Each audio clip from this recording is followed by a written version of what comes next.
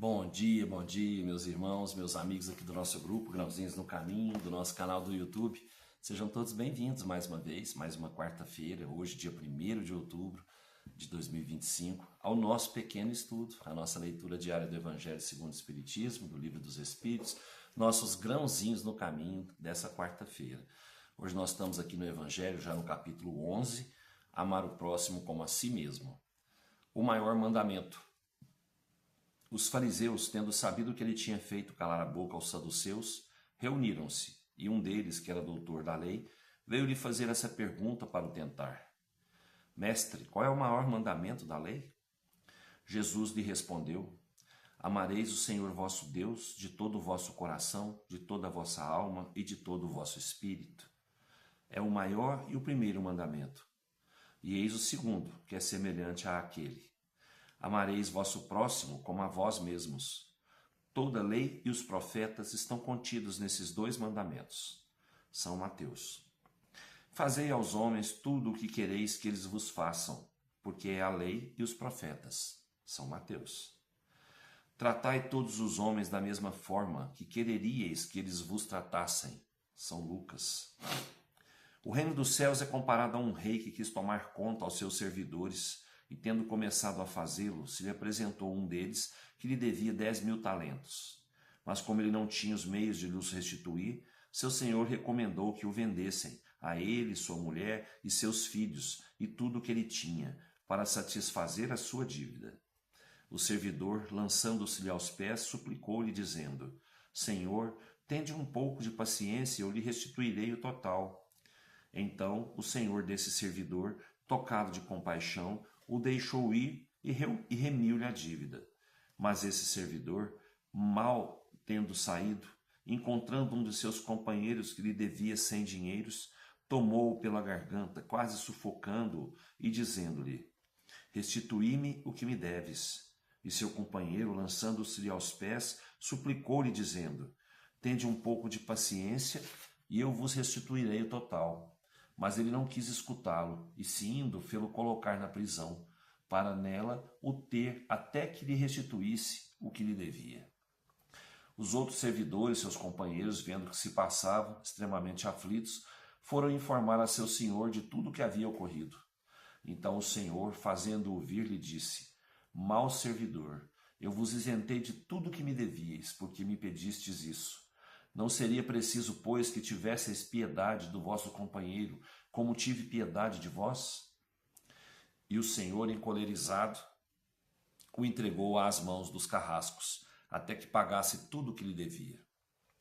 É assim que meu Pai, que está no céu, vos tratará se cada um não perdoar do fundo do coração ao seu irmão as faltas que lhe tiverem cometido. São Mateus. Amar o próximo como a si mesmo, fazer para os outros o que quereríamos que os outros fizessem por nós, é a mais completa expressão da caridade, porque resume todos os deveres para com o próximo. Não se pode ter guia mais seguro a esse respeito que tomando por medida do que se deve fazer para os outros o que se deseja para si. Com qual direito se exigiria dos semelhantes mais de bons procedimentos, de indulgência, de benevolência e de devotamento, do que se os tem para com eles. A prática dessas máximas tende à destruição do egoísmo. Quando os homens as tomarem por normas de sua conduta e por base de suas instituições, compreenderão a verdadeira fraternidade e farão reinar entre eles a paz e a justiça. Não haverá mais nem ódios nem dissensões, mas união, concórdia e benevolência mútua. Gente, é aquilo, né? É aquilo. Fazer ao próximo o que a gente quer que seja feito para a gente. Não é? Se a gente chega no Pai e pede perdão pelas nossas ofensas, pelos nossos erros, o Pai nos perdoa, mas nós não perdoamos. Uma simples ofensa, um simples comentário, nós não perdoamos no nosso irmão. Então, com que direito eu chego aos pés do meu Pai e peço a Ele perdão se eu não perdoo? Né? Que direito eu tenho de pedir a Deus, né, o perdão, a isenção das minhas faltas, se eu não faço isso? Então eu tenho que querer para mim o que eu quero para os outros. né? Ou eu quero para os outros o que eu quero para mim. É assim, é a lei da caridade, né? Amar ao próximo como a si mesmo.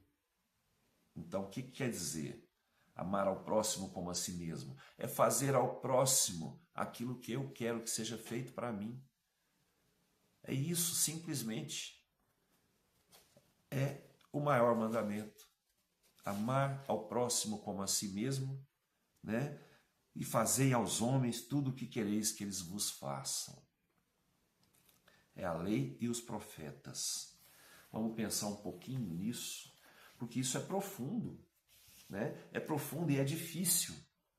É difícil da gente fazer isso, né? Mas se a gente quer crescer, quer evoluir espiritualmente, a gente tem que tentar. A gente tem que tentar. A gente não pode ficar esperando as coisas acontecerem. Nada vem para a gente de graça nessa vida. A gente tem que fazer a nossa parte. Então, se a gente quer ser amado, a gente quer ser respeitado, a gente tem que amar e tem que respeitar. Se a gente quer ser perdoado, a gente tem que perdoar. Não adianta, é igual eu falei no começo, não adianta eu me ajoelhar perante Deus, pedir perdão das minhas faltas, se eu não perdoo um simples erro que um irmão faz comigo. Vamos pensar um pouquinho? O que a gente está fazendo para melhorar? É difícil? Sim, mas não é impossível, né? Está lá a prova viva que é Jesus, tá?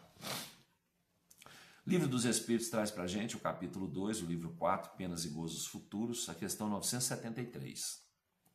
Quais são os maiores sofrimentos que podem suportar os maus espíritos? Não há descrição possível das torturas morais que são a punição de certos crimes. Mesmo os que as experimentam teriam dificuldades em vos dar uma ideia delas, mas seguramente a mais horrível é o pensamento de serem condenados para sempre. O homem faz das penas e dos gozos da alma depois da morte uma ideia mais ou menos elevada, segundo o estado de sua inteligência.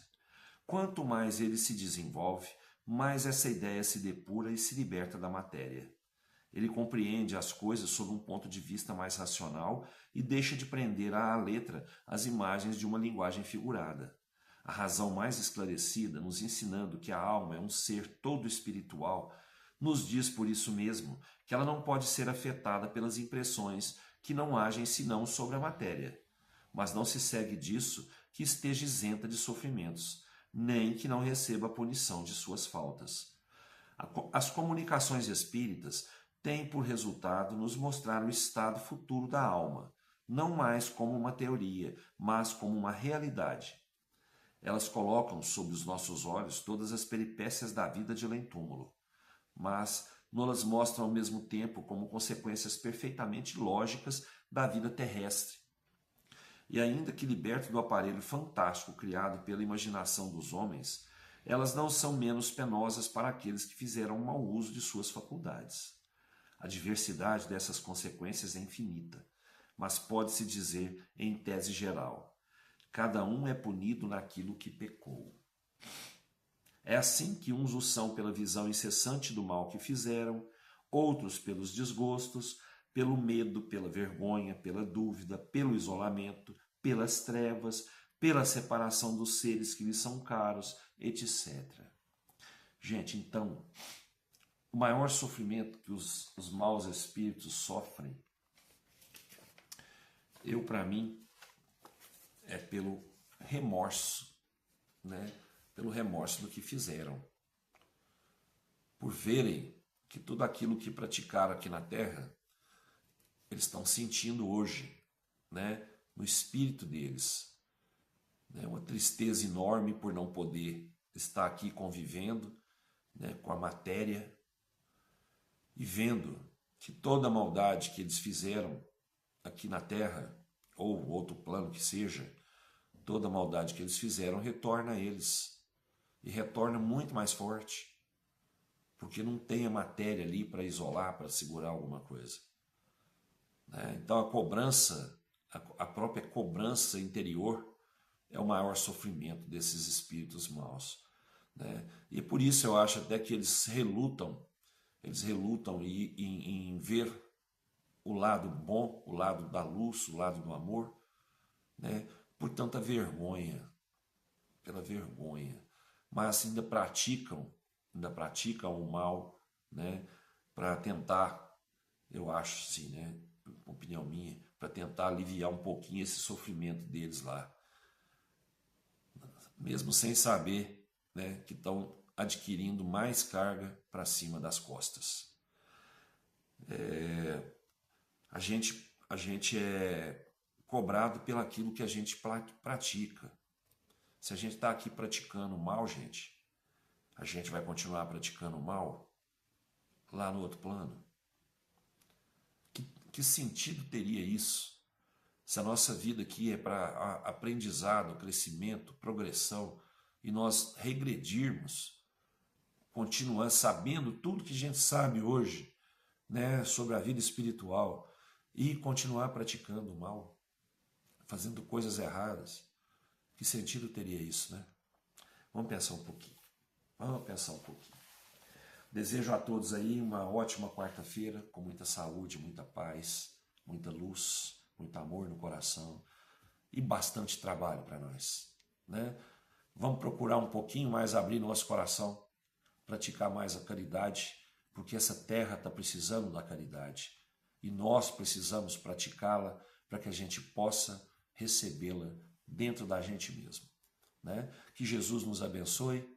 Até amanhã, se Deus quiser, e eu tenho certeza que Ele quer. Beijo no coração, pessoal.